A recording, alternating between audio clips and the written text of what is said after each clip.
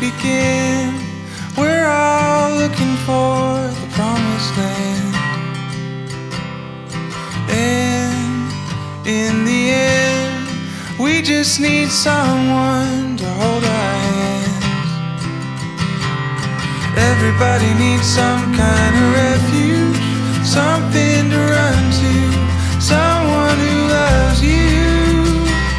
I'll be the light guiding you through the night when the stars just refuse to shine. And I'll be your shelter, that safe place to hide, your sanctuary.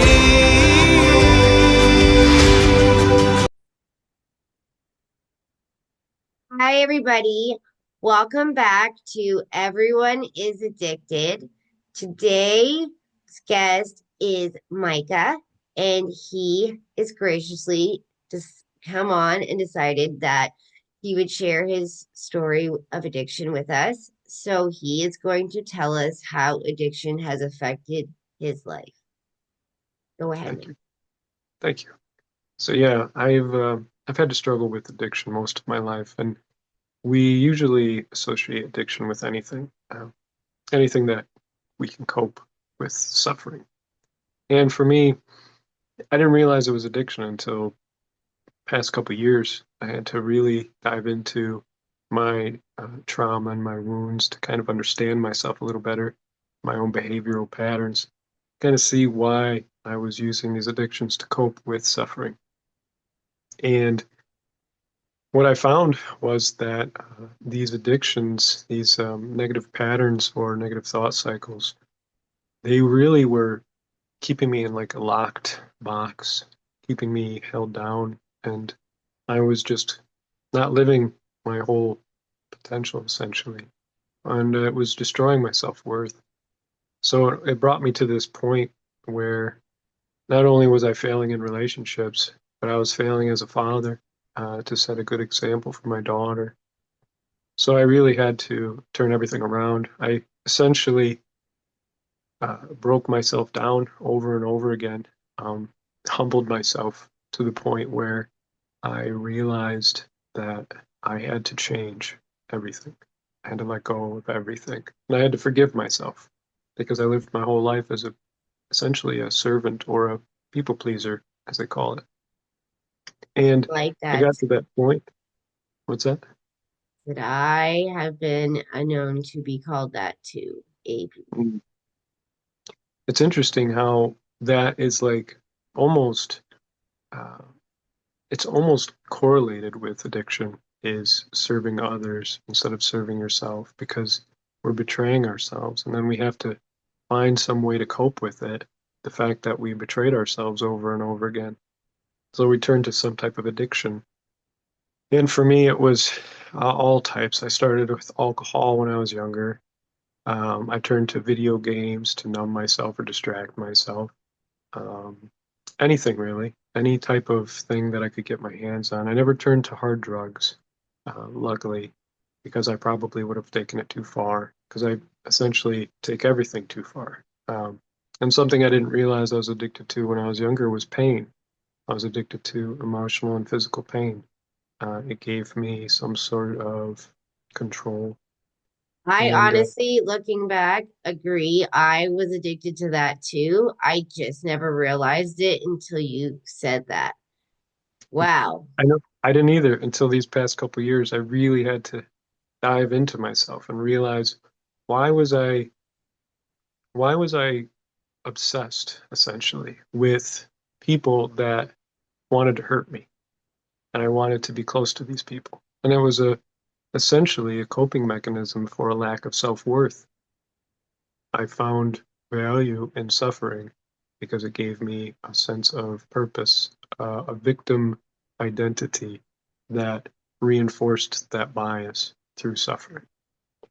So I had to stop. Essentially, I had to cut everything off, cut my own drives or connection off until I could really reassess who I was as a person and what drove me or what fills me, rather than trying to find a way to serve someone else. So that these past 2 years pretty much have been entirely focused on that, on finding who I was rather than who I could serve. And that's helped me.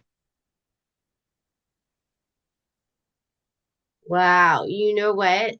It's something that I had never really thought about, honestly, is that fact right there, breaking yourself down to build yourself back up, to realize who you really are without always wanting to please somebody else because it becomes almost innate, like you said, like it's just a natural reaction that we don't realize that we're doing. Like, I don't think to myself, like, say I was to take a drink of alcohol, right? I would say, hey, stop, don't do that, right?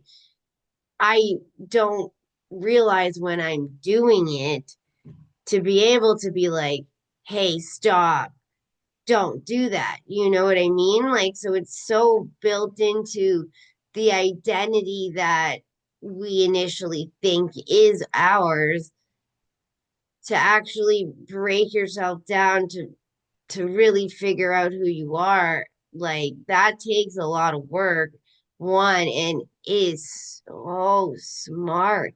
Like, I just learned, so like this is going to be my next couple years, I think. Like, holy cow, like it really just makes so much sense in a way that I never ever thought of, you know? And like I try to think that I'm kind of an outside of the box thinker. Like, I'm not, like, I would say like a sheep. I don't do things like just because they're fat or whatever. I try to do things because that's how I believe or what my values are and stuff. But are they really my values, or is that just pleasing my parents from childhood by that value in itself being instilled in me because that was their values? You know what I mean? Like, wow. Yeah, I definitely got some work to do. Yeah, yeah, it never stops really. I mean, it's funny because, like you said, once you find something new and you're like, oh, I didn't think about that. Let me kind of dive into that and really wrap my head around it. It's like you climb this mountain of understanding yourself. And then once you get to the top, you realize you're really not at the top. You have more to learn. So it's just levels. You get to a deeper level of yourself, understanding your own nature, where things come from, and how things, there's certain things, at least in my experience, that we can't escape from. They're just part of who we are, and we have to find a way to adapt them to become something that serves us rather than something that holds us back. And that's really been my focus for these past 2 years, is finding a way to take the things that have been holding me down and kind of transmute them into something that is like a superpower or something that empowers me. That way I can then become who I was supposed to be. Well, even that makes sense for me. Like, see what I mean? You just, you know what? You're breaking it down. You should honestly be teaching like master classes or something right now. Because, like, even with like the loss of my father, right? Like, something that is very profound and very negative. How do I turn it into my superpower? You know what I mean? How do I turn that grief into something that isn't negative anymore? It's not that it's not there or that it's taken away from me in a sense of my identity, because no matter what, you're going to grieve a loss like that. But how do I turn it into a positive in my life? How do I make it something that is my superpower? And I never thought of it in that way either. Do you know what I mean? Like, I really see what you mean by you really do have to sit down and you really have to dig in the spots you might not want to dig, just because look at what comes out of it. So much more understanding than I can even right now. I, like I said, I'm like, oh my gosh.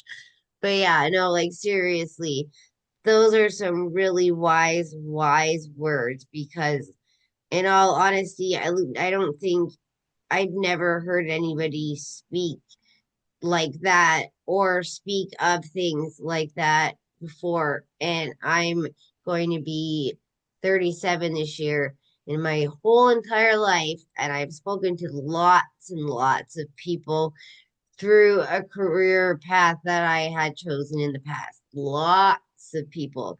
And nobody ever, not even like mentors along the way or anything, ever spoke like that. Wow. Thank you. Thank you. Thank you for this conversation. What brought you to like the point where you really truly felt like this is how I'm going to make things better? What like brought you to that point before I let you go? Like what got you to here? So the past, I would say, 10 to 12 years, I was working on building a homestead, off-grid homestead for my wife, myself, and my daughter.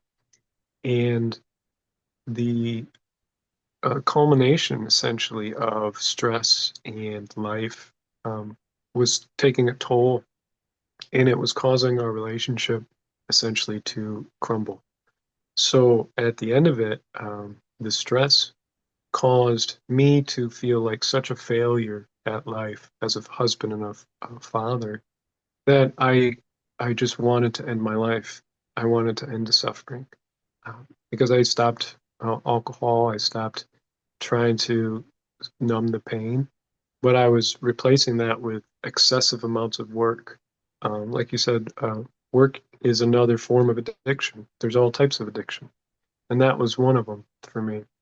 So I was neglecting myself so much that I wanted to kill myself. And the point came to where I decided that I was going to. It was interrupted by a single moment of my daughter, who was 5 years old at the time. And she simply just came into the room where I was sitting. And she asked me just to get up and play with her. And it felt like a moment of clarity, uh, where you have like an epiphany moment, where all of the weight just comes off of you and you feel free, completely free from all of that negative thought and pain. And that was the moment for me where I decided I needed to make a massive change in my life.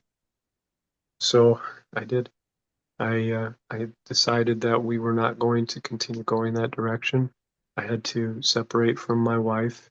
I had to give up my land. I had to give up my income. I had to give up everything and become homeless. Um, I had to essentially cut my own desires off from the world and then isolate myself and then learn. I had to study from everybody, anybody that I could study from, and self-reflect, connect with nature. Um, that was the most important step for me. And then once I got through it, it was about a year and a half to 2 years of suffering nonstop, uh, crying and suffering. Uh, it was like a detox of um, trauma and all of the negative that I I built feel up. that. And that was it. After that, now I'm free. I am free from my own suffering. I'm not complete as far as healing goes, but I have a great understanding of where I am limited, which is, I think that's really where it starts. Well, I think you have a better understanding than you think you do. After you hear yourself talk, when you listen to this, you're gonna be like, oh my gosh. No, I'm kidding because I'm the one that's like, oh my gosh, I have learned so much from just this short conversation. And I appreciate you coming on here and sharing all of this wisdom with us. It has been very powerful for me, at least.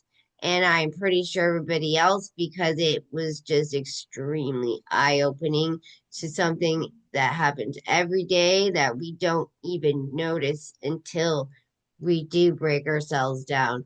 And I don't think a lot of the time we think to break ourselves down is a positive because it doesn't sound like it. You know what I mean?